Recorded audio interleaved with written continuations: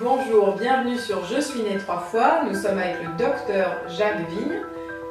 Docteur et méditant. Alors première question, docteur et méditant, c'est possible les deux en même temps? C'est deux casquettes? C'est une seule? J'ai commencé la méditation avant de faire mes études de médecine et ça, enfin le hatha yoga surtout, et déjà avec un peu de méditation, et ça m'a aidé à voir l'intérêt du corps pour se relier à l'esprit, et j'ai toujours continué dans cette lignée corps-esprit. C'est pour ça que j'ai choisi la psychiatrie.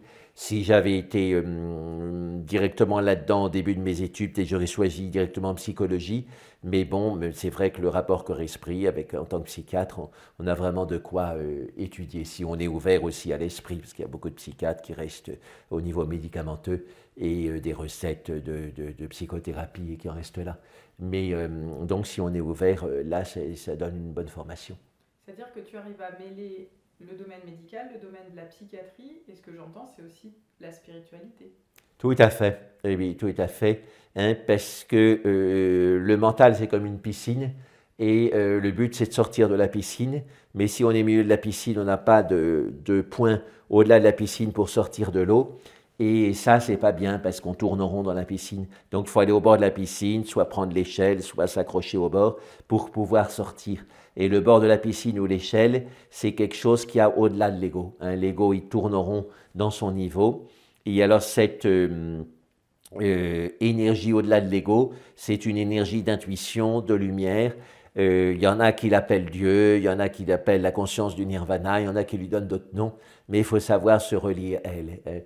Il y a d'ailleurs tout un mouvement de psychologie, en fait plusieurs, hein, qui tournent autour de cette idée. C'est la psychologie transpersonnelle, c'est-à-dire dans la psychologie classique du XXe siècle, on s'attache beaucoup à l'ego, à réparer les défauts de l'ego, voir les bobos de l'ego, mais il y a cette approche donc de aller au-delà de l'ego.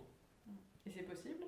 Et c'est possible, oui, oui c'est possible. Hein, et c'est pour ça que c'est important de fréquenter des maîtres spirituels, parce qu'on peut voir de près comment ce qui fonctionne au-delà de l'ego. Alors on se dit, si j'ai pas d'ego, je vais devenir un zombie, tout le monde va me marcher sur les pieds, mais c'est pas une bonne compréhension du tout. Hein, au contraire, quand on n'a pas d'ego, on fait ce qui est juste, et donc on corrige. Des fois, on peut se laisser marcher sur les pieds parce qu'on sent que l'autre a besoin de le faire et que c'est juste dans cette situation.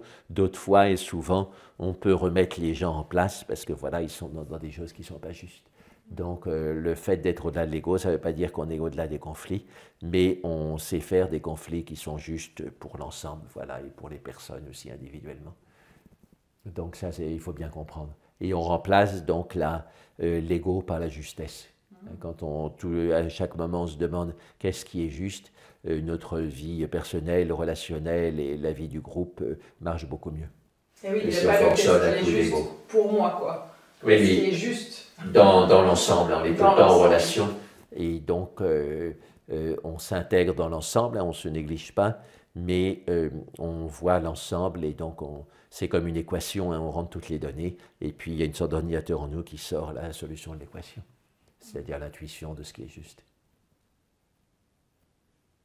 Nous aurons plusieurs vidéos avec Jacques Vigne, principalement autour de la méditation. À bientôt sur Je suis né 3 fois.